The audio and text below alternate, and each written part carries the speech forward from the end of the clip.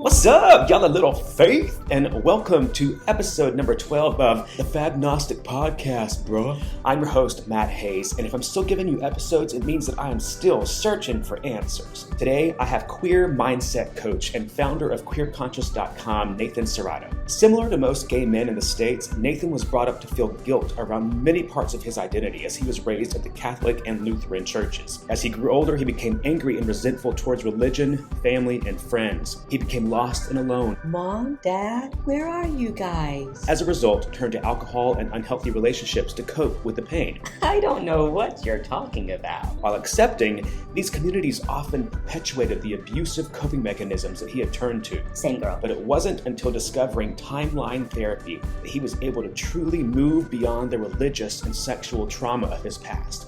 He was finally able to deprogram the fear and shame, finally able to find stable relationships and repair those that had been broken in the past, finally done trying to fit into what he thought it meant to be gay. Today, he's happier in his skin than ever. As an ICF certified life coach, Reiki practitioner, and master practitioner in timeline therapy, hypnotherapy, and neurolinguistic programming, he now helps free queer people from the shame prisons that are holding them back from claiming the fulfilling careers and relationships that they are worthy of. By the end of this episode, you'll learn how you can schedule a vision strategy session to find out what blocks might be holding you back. I'm a client of Nathan's, and it brings me so much joy to introduce him to all y'all. Welcome, Nathan. Makes me want a hot dog real bad. Nathan, I'm so excited you're here today. So every episode starts off with two questions. The first being, are you a believer?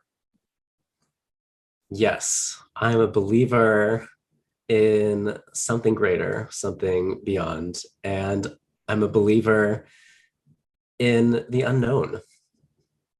I like that, a believer in the unknown. Because oftentimes we want to know what we believe in order to believe in it. Yeah. But you leave it open. I don't need to know.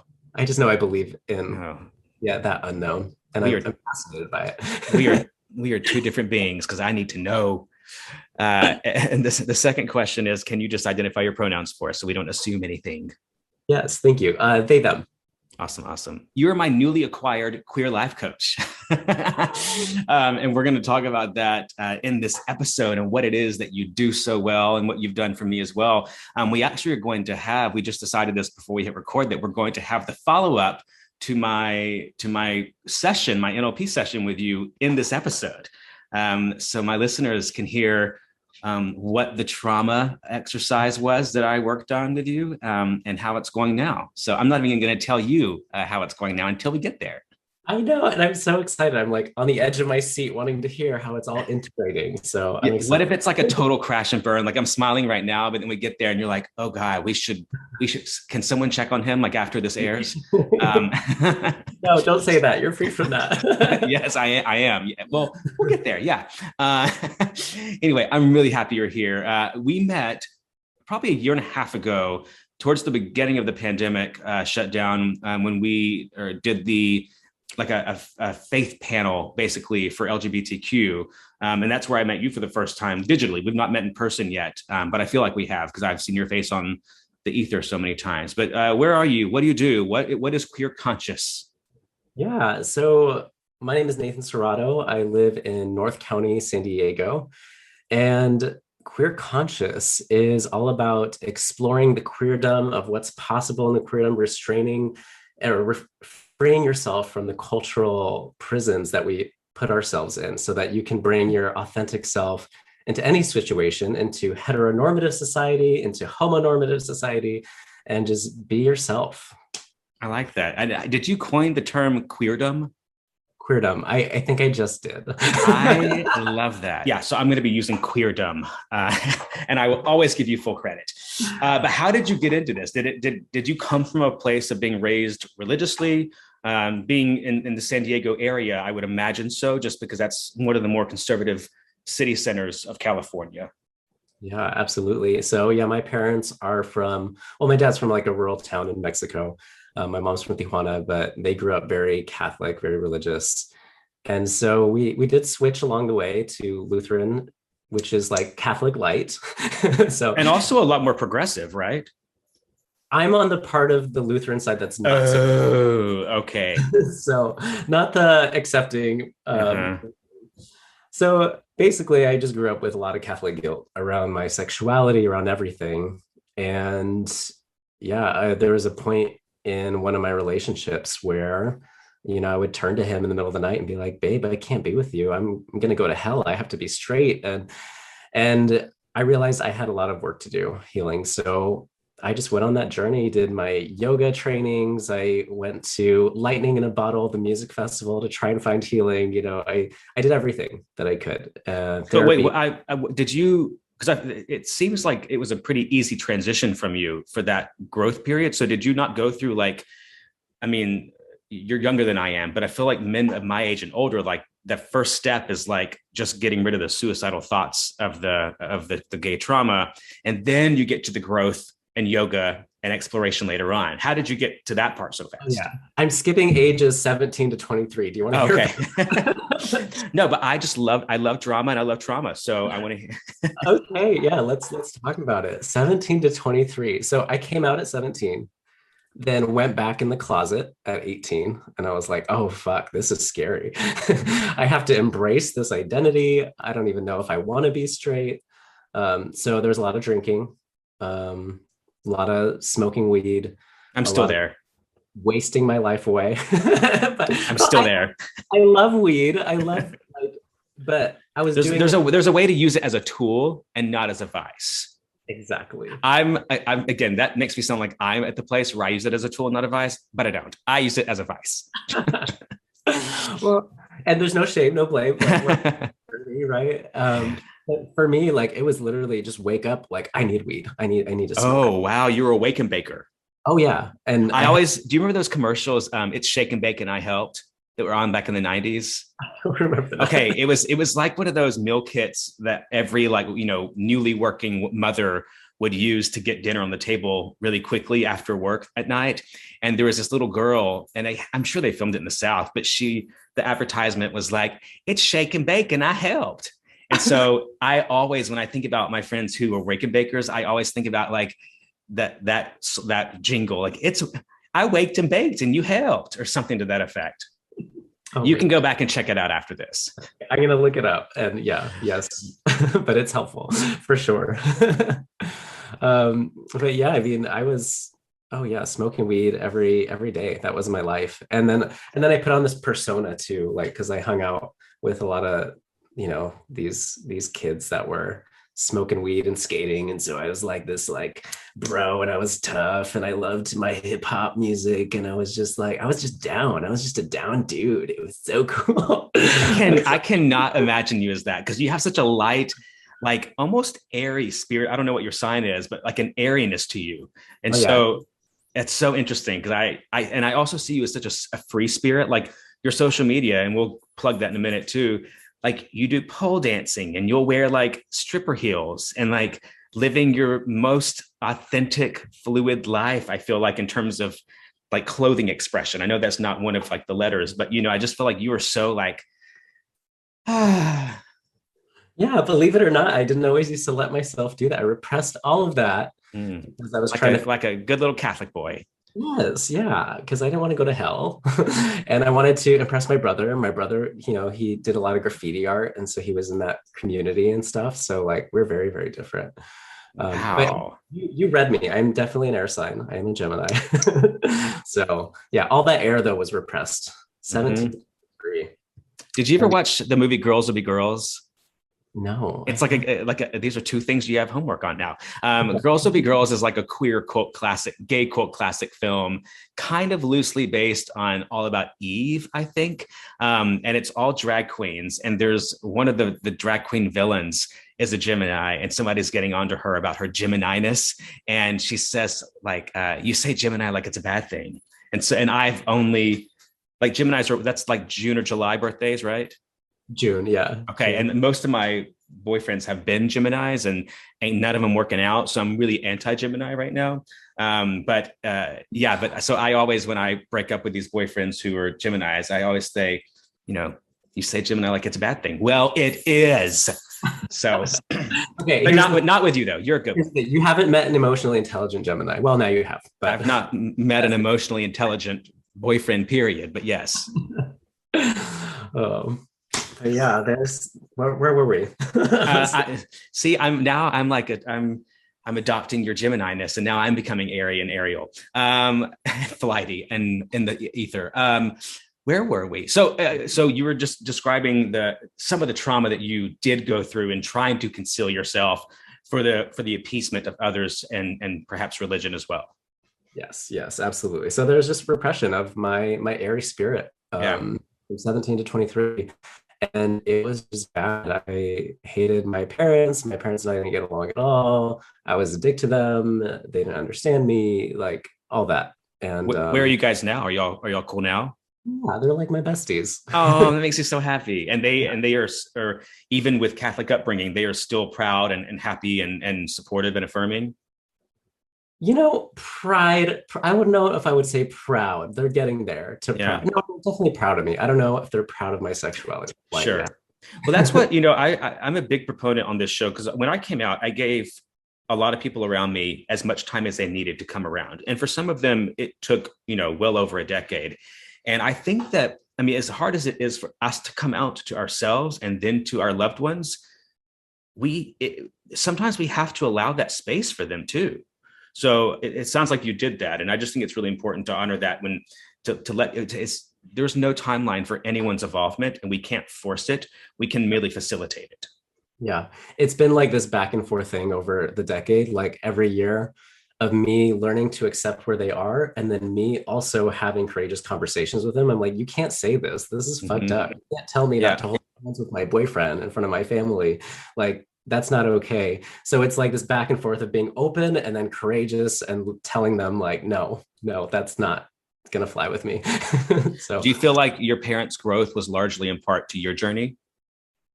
100%. Yeah. It was both of us. It was both of us for sure. But I definitely had to get over myself quite a few times and be like, do I want a relationship with them? Yes or no? Yes, I do. Okay, then fucking put in the work. So I did. Yeah. And now you help others put in the work. So how did all this come to a place of you creating this concept of queer mindset coaching through Queer Conscious? Yeah, it's an interesting story. I had just graduated college. I got my dream job. I was working in the environmental field for a nonprofit and doing communication for them. And I don't know, I was watching Queer Eye one day. I'm like, these queer people are so amazing. I want to do something like that. And then I discovered life coaching. That was 3 years ago now. And I just signed up for a course and then another one and then another one. I'm like, oh, I'm getting this. And then a year ago, I jumped into it full time. And now I've been helping queer people just take ownership of their lives, take ownership of their relationships and who they are and take that power back. It must be very fulfilling to see that you were able to help people get to where they need to be in life, to be better humans, citizens of the world.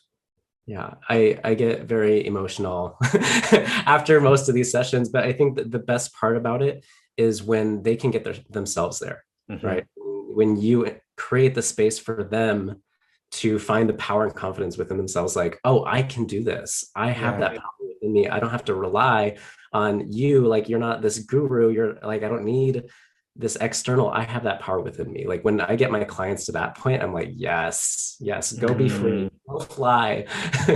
That's so cool. Where did you retain any of your Catholicism or any of your Christian faith into where you are now?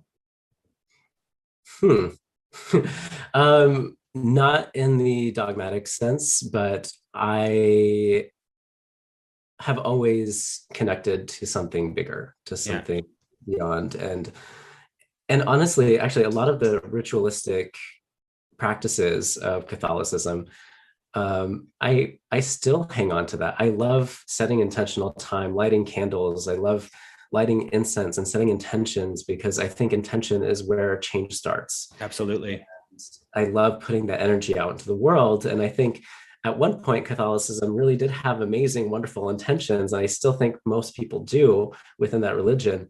Yet some of the dogmatic bureaucracy takes control and you forget what it's even about, which is really and the child molesting. But, yeah. Absolutely. that.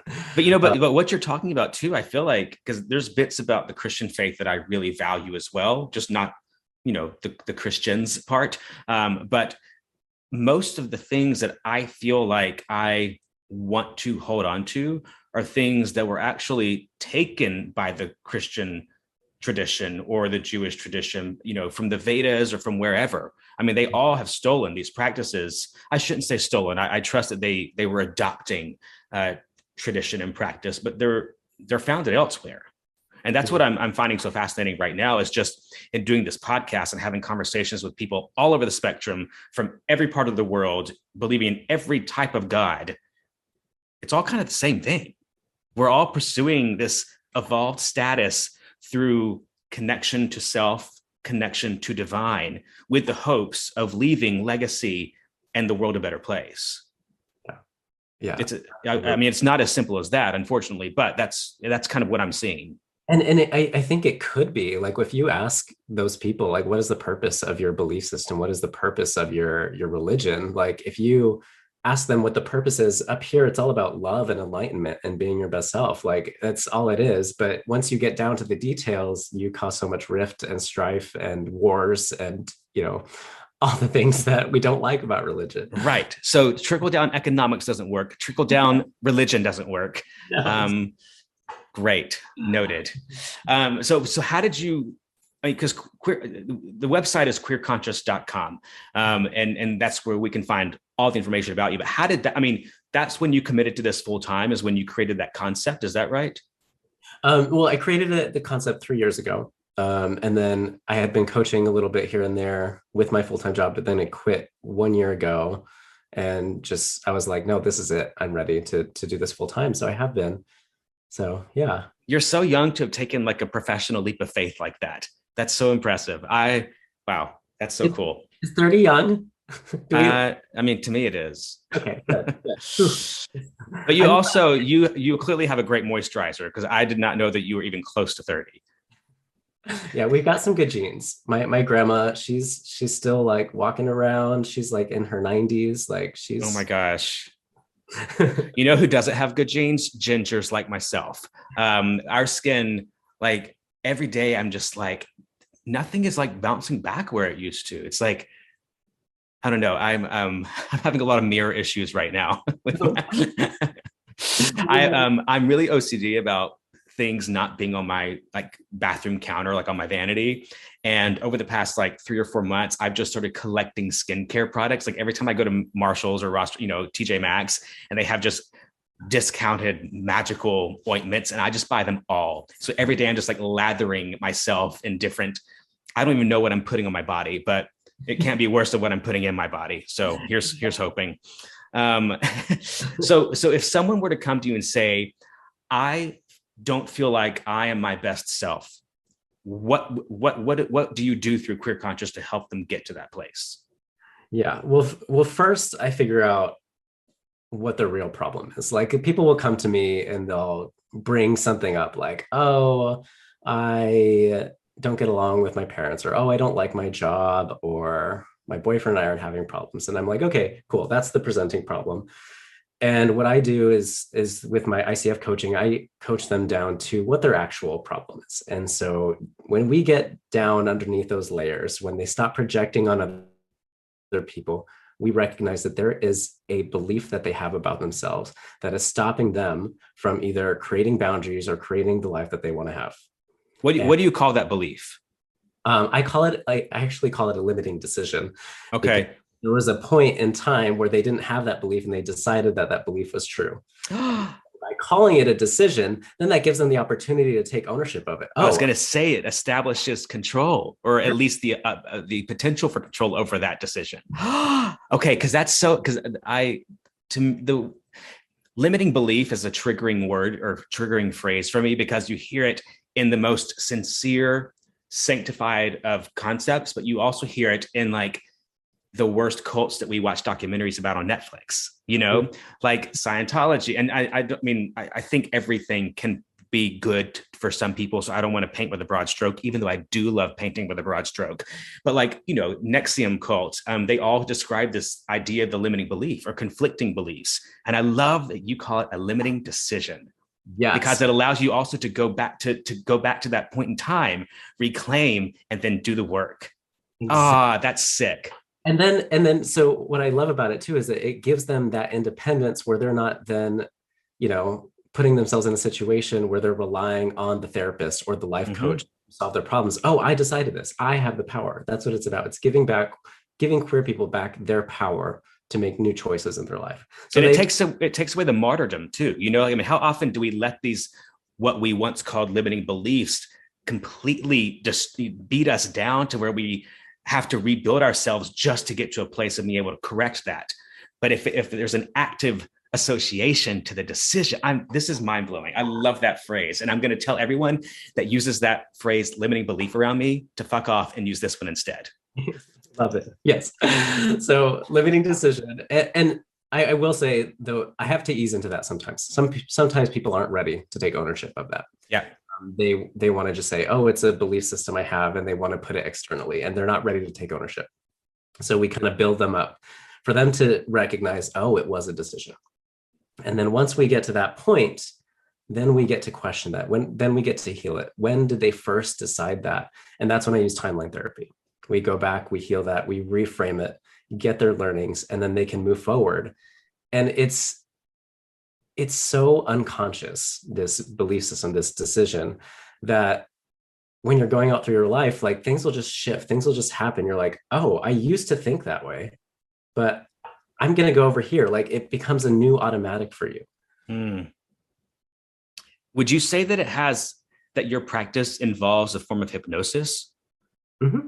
Yes, absolutely. So I am trained in hypnotherapy as well. And I mostly use hypnotherapy towards the end of our sessions, and that just helps reinforce these learnings. But through hypnosis, you get to deeper parts of the brain, the parts of the brain that hold on to traumas and belief systems and habits, because your conscious mind, you know that you're not worthless, or you're not undeserving, you're not unlovable. But that part of the brain that holds on to that has that fear, that's where hypnosis can tap into those parts. What are some of the most common limiting decisions you see in your clients? I'm unlovable comes up all the time. And actually, that reminds me of Alan Downs. There's a quote around in The Velvet Rage around being unlovable. Basically, every queer person has that belief that they're unlovable. Yep. Thanks, God. Yes. I'm unlovable. What comes up a lot is I'm weak. People are mad at themselves for not having been stronger, for not being able to fight back against the oppression. So they hang on to this belief that I'm weak and I can't have this power. I'm scared of this power. Why do you think they're scared of the power? To me, that would be empowering, to then learn that you can make these changes instead of victimizing yourself and just throwing your hands up. Yeah, I think there's two reasons people would be scared of their power. One is because of guilt. They're afraid of stepping into a place of power and becoming what they once despised. Right? Wait, can you repeat that? They're afraid of stepping into the power and becoming the person they once despised. Oh, that's heavy. Yeah. Becoming the oppressor in the situation. Like they're like, oh, I don't want to, if I have power, I become that person that I hate. And that's really interesting. Yeah. And then the other reason is they're afraid of losing themselves. They're afraid of losing those parts of themselves that, they didn't attach to power, the part of themselves that's soft and sensitive and gentle and compassionate. Like, can I be those things and still have power? And the answer is yes. Yeah. Because what it is also people that are not spiritually or intellectually evolved, maybe is just kind of being content in your own misery. To me, the addiction to trauma sounds a little more activating for me to get off my ass and do something about it. Yeah. There's also a lot of safety there, a lot of safety and familiarity, because you go through life experiencing, oppression through family, society, and to be safe, you hang on to these beliefs, you hang on to these negative thoughts and emotions as trauma, that keeps you safe. Then you don't have to go and do anything about it. You don't have to confront anyone. You don't have to go out and, you know, risk your safety in order to find, you know, what you want in life. So, and that growth's uncomfortable. I mean, I get it. There's the work that we did, that which we'll talk about next, required, you know, and granted, the things I did as my homework were not like the hardest things to do, but it still like was impactful on my soul. Like it had some emotions attached to it, you know? So the process for this session work that you do, is it typically just a 3 hour, a one-time situation? Is it a week by week, you know, journey that you go on them with? Like what's the specs? Yeah, so I mean, it's going to vary for whoever comes through, but and just how fucked up they are. No one's fucked up. I mean, that's just me projecting. Don't worry.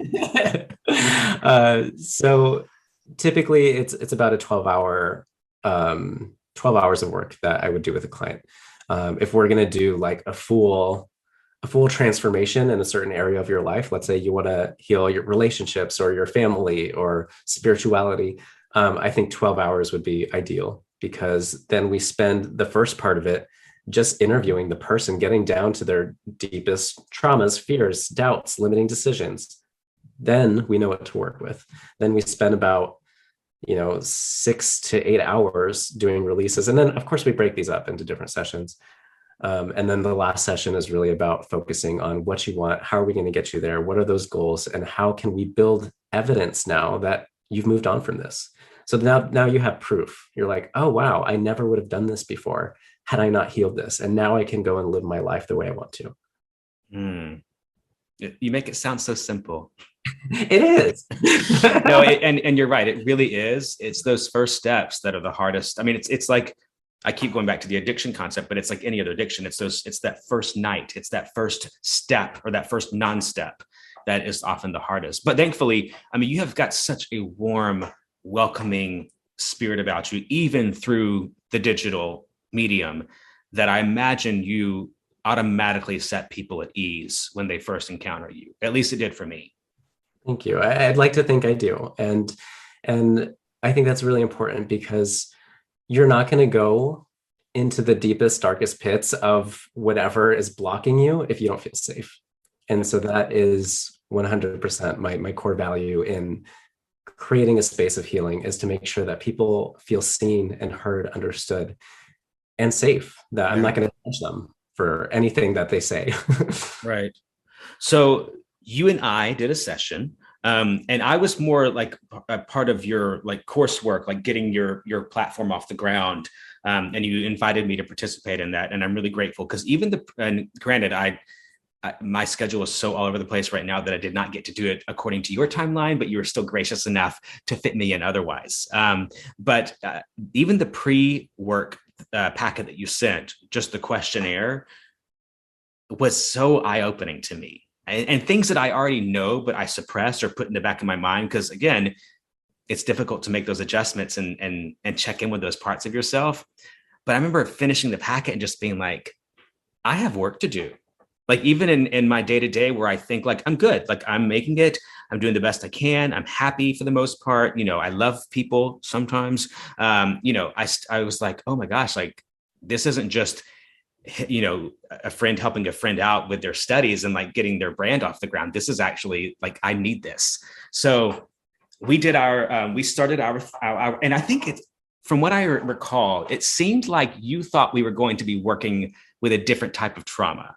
And I think I probably did too, but it quickly became about one particular ex-boyfriend of mine that, which speaks to a larger idea of self-love and the ability to love others as well, and the kind of love that you want to attract.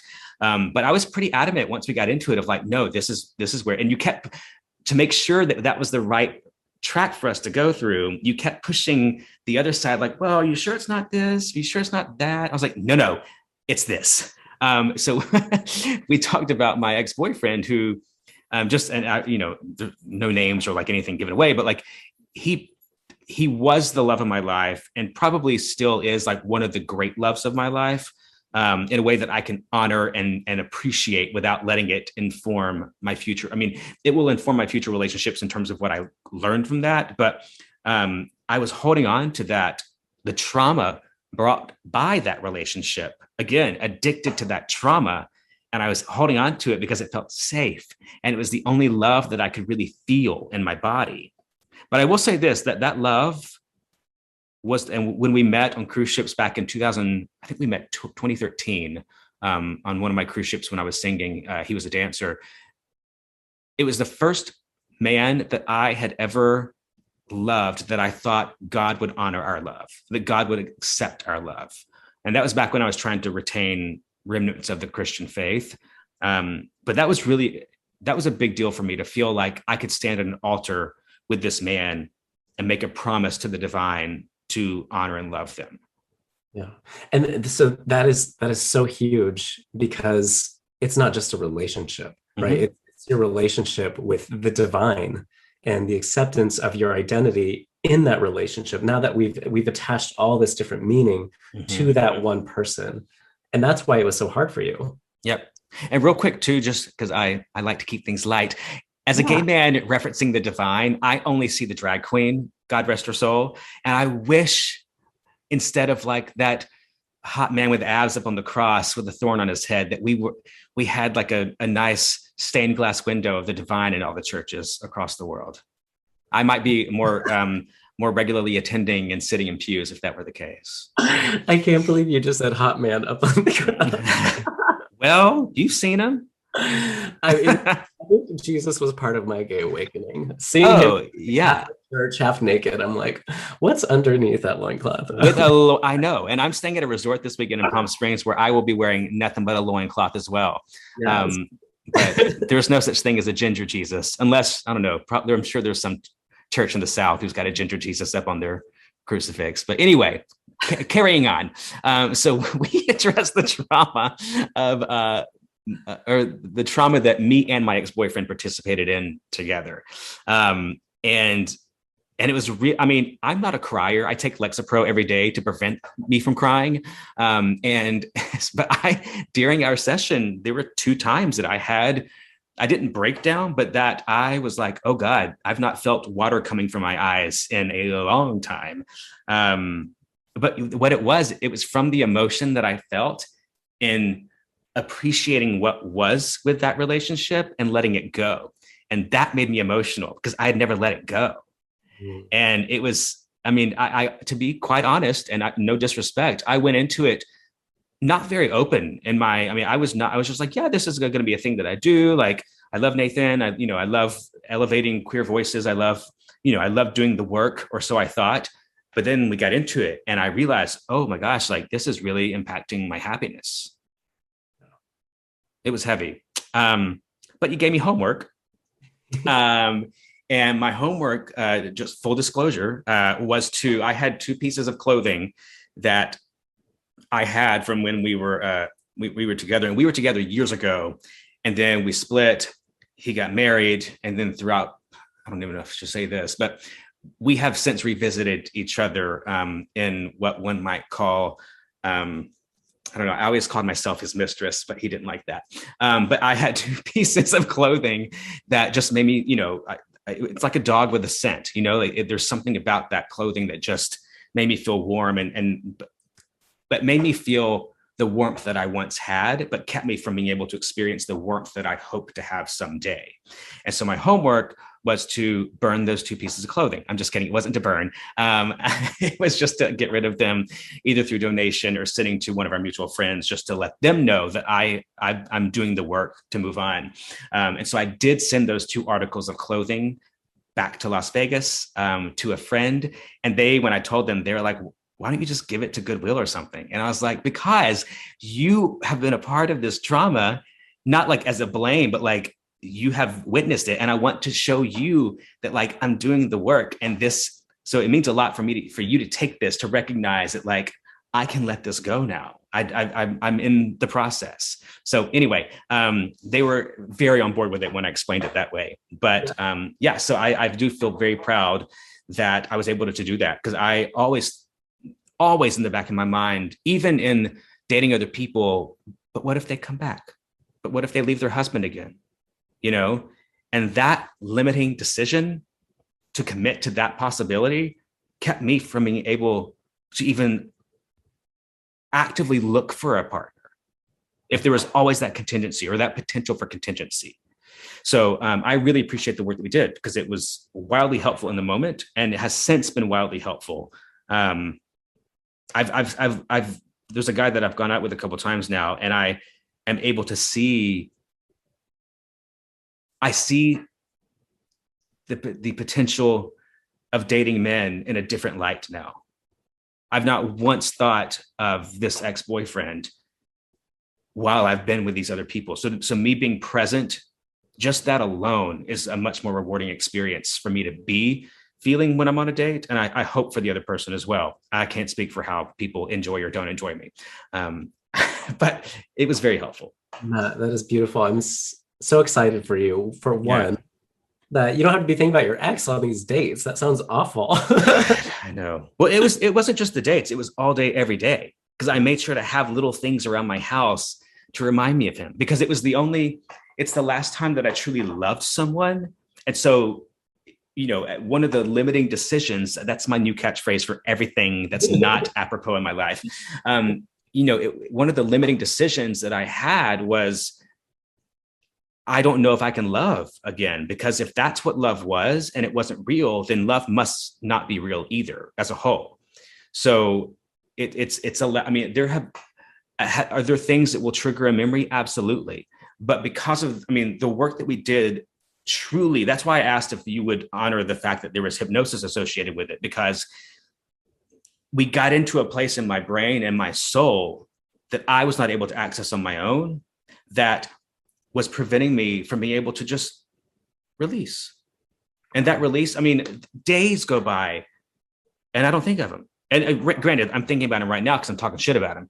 But but I truly mean that. Like I have felt lighter and freer in a way as it relates to relationships than I ever have. Wow. I've not heard anyone say it quite like that, and I'm moved, just hearing back what you said is that we got to a place in your soul, right, that was hanging on to this. Mm-hmm. And I really believe that, because again, the meaning that you attached to him was not just a partner of love, it was love worthy of the divine, worthy of being accepted and a part of yourself. So that's the part that we got to uproot and hold up, where now you have gratitude for having had an experience. And that's where the emotion was coming up, in that gratitude. And the beautiful thing about gratitude was, when you're in a place of gratitude, you can't hang on to any negative emotions. Well, I beg to differ. No, I'm kidding. I know you're right. Well, in that moment, I bet you went to any negative emotions. I know. I do like my gratitude journal in the morning. I have it right here next to me right now, actually. And I laugh because sometimes it becomes less gratitude journal and more just like stream of consciousness or automated writing. And so sometimes it'll be like, the flowers, the air, my body, my family, fuck this world. Like, what is the wrong, my journal probably needs some kind of like benzo or something to deal with its manic behavior. But anyway, that's another session. I'll book you later. Well, we're always going to have negative emotions, right? I know. But just in that true sense of gratitude, when we're really in that place, it becomes very, very difficult to hang on to any negative emotion. And I don't know, I'm just so excited for you that now. Well, let me ask you this now: what do you think has been the biggest shift for you in how you see your future with love? It's possible. It's possible outside of him, and I could not. That wasn't even like something that I hid from myself. That was just a fact that I adopted. It was a limiting decision that I concreted or cemented in my body, that there was no possibility of love without him. And now I know, not just is it possible, but it's undeniable. Wow. And that's freeing. That's another step of the liberation of this process that we went through. Yeah. Wow. That's beautiful. I'm getting chills just like hearing that, Matt. That's amazing. Well, I'll let you know when the wedding is. I gotta, I Well, gotta. and truly, thank you for just like being open to that and letting me hold space for you through that. Because again, yeah, I show up and I hold the space, but you have to go in and do the work. You have to Yeah, be willing to let go of that. You have to be willing to take those clothes and send them, to Vegas to prove yeah, to yourself, hey, I'm over this. I'm ready to move on. I'm ready to find love elsewhere. yeah. And not just find love elsewhere, find love.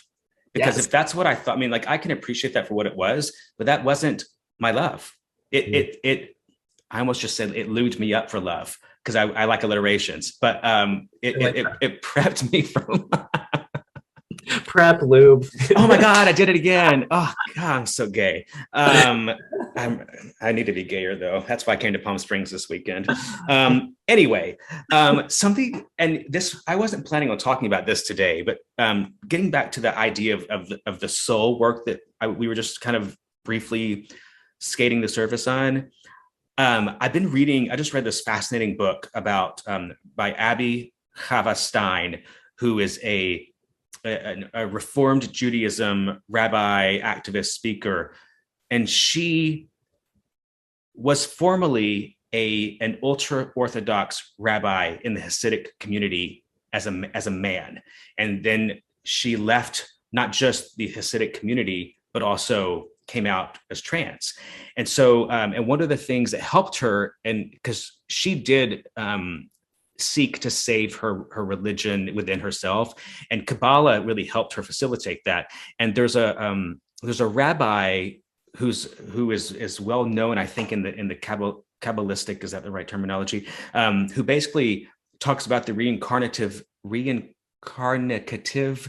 aspect of our souls, and that it's very common for souls to be disassociated from body in terms of sexual identities or expression. And I found it so fascinating, and it sent me down a spiral. And I just have been journaling for days now about this idea that, are we not all non-binary to a point, and that our souls are completely, and this is coming from a clearly cisgender individual myself, like who still like wants to look and act butch as I can as a gay man, but like there's something about it that I really am wondering, are we not all non-binary to a point, at least in conception? Because our souls and our bodies are not one. I mean, they are in this lifetime, but that's it. It's just this lifetime. And I mean, if you think about, well, I mean, I really think more people would identify as non-binary if they knew what it meant. And it's restriction from or freeing yourself from the restrictions of gender construct, which are placed upon us mostly by society. Yeah, there's some biological aspects to it, yet most of it is societal. Like the color pink was not even used as a girl color until, the Industrial Revolution, when they're like, oh, we can capitalize off the color pink for girls. It was just a color, right? We decided as humans that it was a girl color, and we can decide that it's not. Yeah.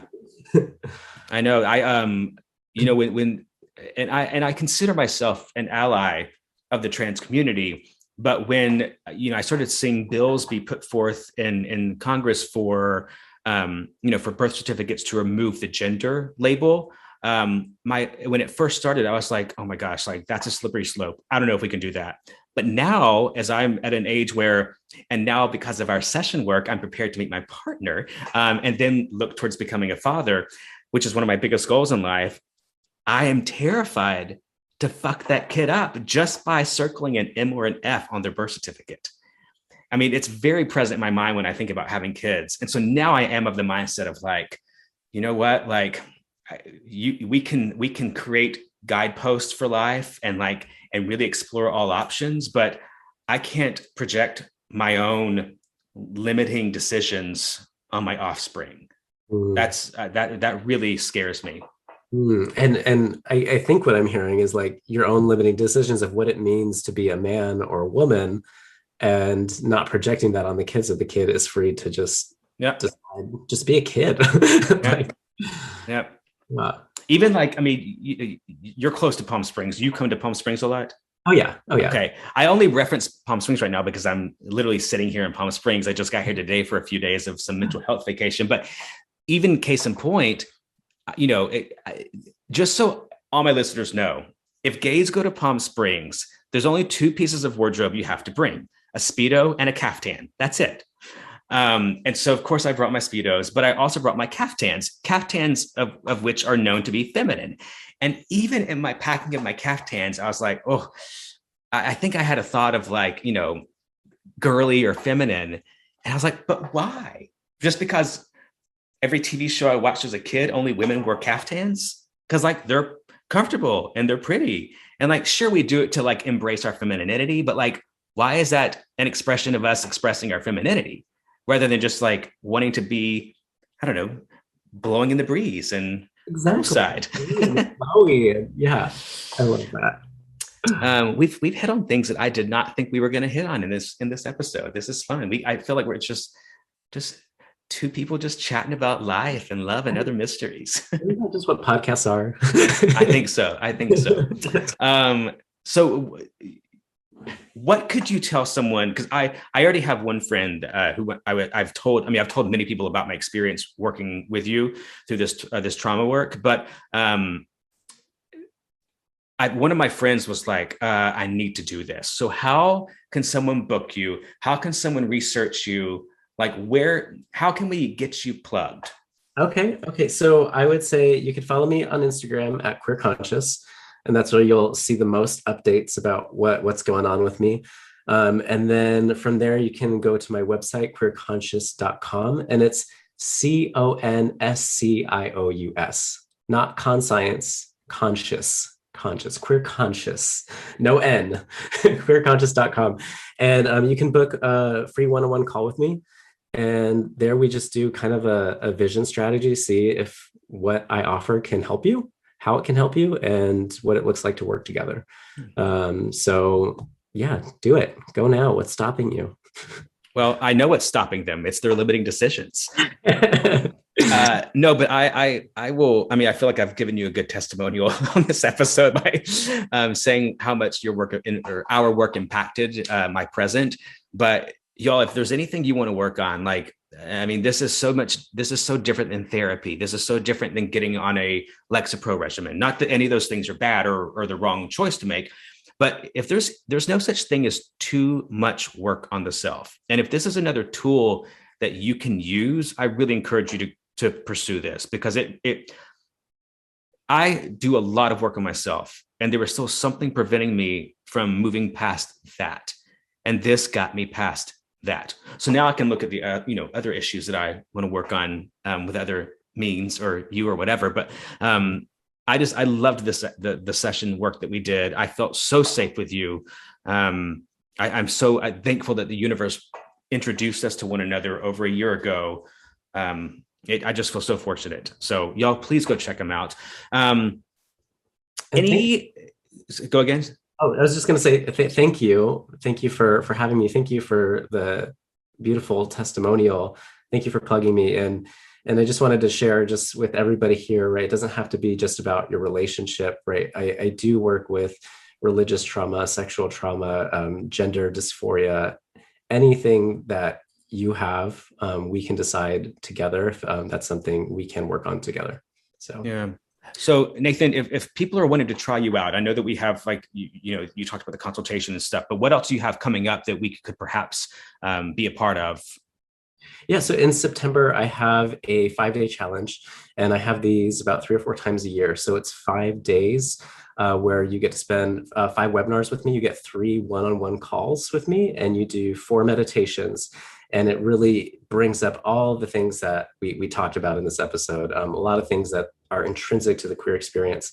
It's $37. So, I mean, there's really... That's it? Yeah, it's only $37. And it's a great way just to introduce you to this work, to who I am. And I'd love for you all to join. Hell yeah, y'all better go do it. So a couple questions to wrap this all up. What would you say to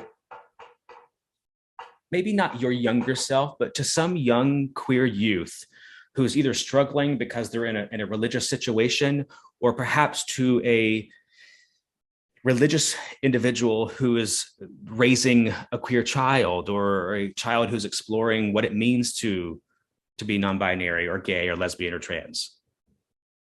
There are four words that shook me as a teen, struggling with that very thing. I was terrified that I was dirty, that I was a sinner, that God hated me. And I went to my very first therapist and I told him what was going on. He looked at me and he said, Nathan, God's not that mean. And I would just like exploded into tears because I never thought that anybody in a position of power would be able to tell me that God is a loving, loving being.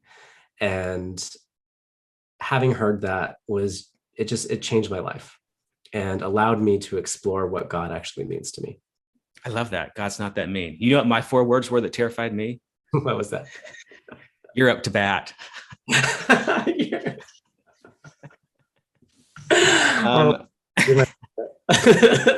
don't know what's worse. And then the last question to wrap this all up with, if the divine, and you can choose if it's the divine, not the drag queen, it could be the divine that you experience now, or it could be the divine that you experienced as a kid before your trauma release.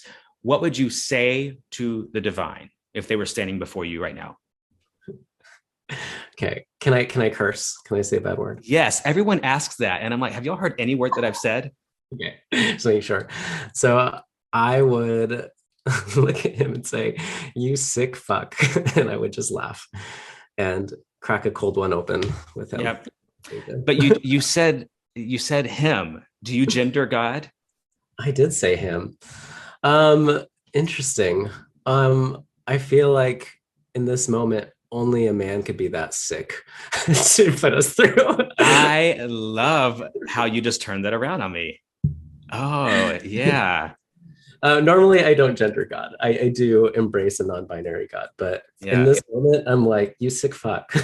Yeah, no, I that's where I am too. Hence this podcast.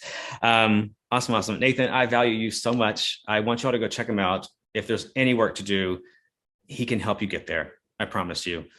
It will not be a waste of your time. And we'll see you next time. Thank you. And all the people said, gay men. Thank you all for listening to another episode of the Fagnostic Podcast hosted by me, Matt Hayes. You can find me at matthayes.com. That's MATHAYES.com, or on Just the Millennial socials at Hayes on It. HAYES on It. Please go subscribe, review, and share this podcast. And in the meantime, peace be with all y'all. Hi, Michael Spicer here.